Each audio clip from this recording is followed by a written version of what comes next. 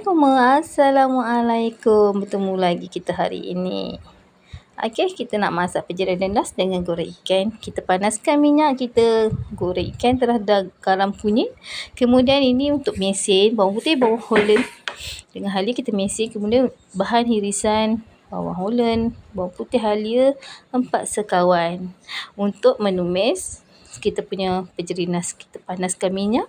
Kemudian kita masukkan 4 sekawan. Masukkan bawang hirisan kita tadi, bawang putih halia dengan bawang besar. Kita hiris, kita tumis sehingga naik bau dan perang-perangan.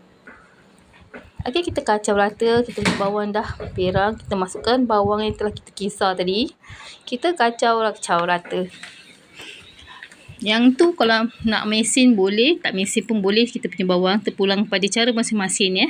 Kemudian kita ada sebut kari daging.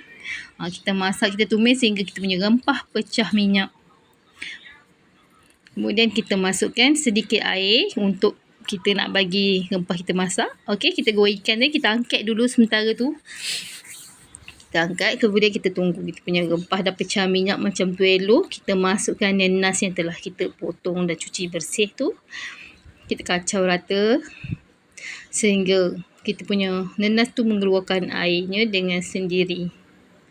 Kita kacau rata-rata, kemudian masukkan sedikit kerisik.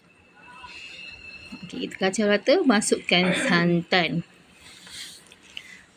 Kita biarkan dia merenih sehingga kita punya nenas lembut. Kemudian kita tumis lagi. Bolehlah perasa dengan garam, gula dan sedikit perasa sesuai selera masing-masing. Okey, kita biarkan dia merenih. Kita tunggu sehingga kita punya penjara nenas pecah minyak macam tu. Cara masing-masing, terpulang masing-masing. Okey, kita punya penjara kita dah pecah minyak. Kita boleh angkat dan kita hidangkan. Selamat mencuba.